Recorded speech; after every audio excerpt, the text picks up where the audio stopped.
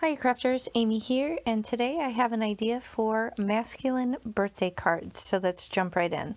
Now to start, I have my former chocolate box, which is full of background panels, and I'm just kind of flipping through to try and get some inspiration on where I want to go with these cards. Now as you can see, just kind of flipping through, but I have quite a few that are meh, they're okay, but they aren't enough on their own to be a proper background. So what I decide to do is find a couple backgrounds that I can chop up and repurpose into something else. So this one, I have this cool, I don't know, splatter slash stencil.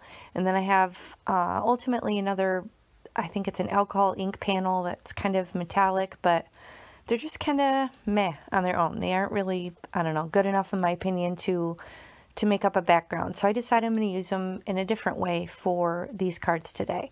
Now, here's how they came together in the end. There's actually some embossing elements, some die cutting elements, but I thought they'd be a really good idea for some inspiration on masculine cards.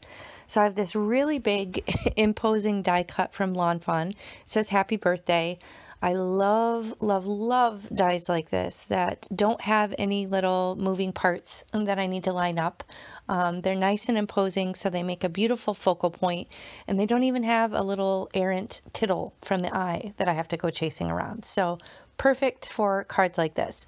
I have a couple 3D embossing folders, and I have a couple panels of gray lightweight, inexpensive cardstock. So I'm just going to spritz this cardstock and run these panels through these 3D embossing folders. I have one that looks like wooden planks and another one that's just nice and geometric. And I feel like this gray will work with both of those panels that I die cut the happy birthday into. So I'm just going to make sure these are nice and straight, and then I'm going to run them off screen through my die cutting machine. So that'll give me a nice design element on these panels without necessarily taking away from the focal point that is the die cut. So you can see this awesome texture. This is called 3D Mod Squares, and the other one I think is called Wooden Planks or something like that. But I will link them in the video description box below if you expand that area and scroll down. Then I just figure out which one that I want on which panel. And I didn't want to waste the panels, so I did cut an extra little strip to use on the inside of the card just to kind of tie the design in for a little unexpected surprise on the inside of the card. Now, to make these pop out even further, you can see they do get a little bit lost in the design of the card. So a way to combat that, if it bothers you, is you could cut an additional die cut of black and maybe offset it a little bit, or you could cut some adhesive back foam or just regular fun foam and attach that to the back to pop it up even further off the background, or maybe offset that. So that's an option if you don't like that it kind of melds in the background. I feel like in person it's pretty clear what it says, but if that bothers you, that is another option for you. So here I'm just using liquid glue just because it is kind of a big die cut and it wasn't super hard for me to glue down, but I'm just using some acrylic blocks to hold it in place. But I do want to add a little something extra. So this is called Crystal Clear Bubbles.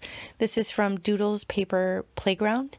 It's a small woman-owned business on Etsy. She has amazing embellishments for cards and lots of really cool sparkle blends for shaker cards. So be sure to check her out. I'll link her as well in the video description box below. But I'm just coming in with that liquid glue again and laying down a smattering of these awesome crystal clear bubbles. And when the clear glue dries, they legit look like water droplets on the card. They are so cool, and I use them all the time. So here are the finished cards. Came together really quickly, and this is an easy way to not only use up some of those panels that you have lying around that are kind of meh, but also a way to make quick and easy gender neutral or masculine cards. So look through your crafty stash, see what you have, but if you are interested in these specific products, it really does help me out a lot if you follow my links. So I will link those below, and thanks so much for watching. I hope you enjoyed this. Have a great day. Bye.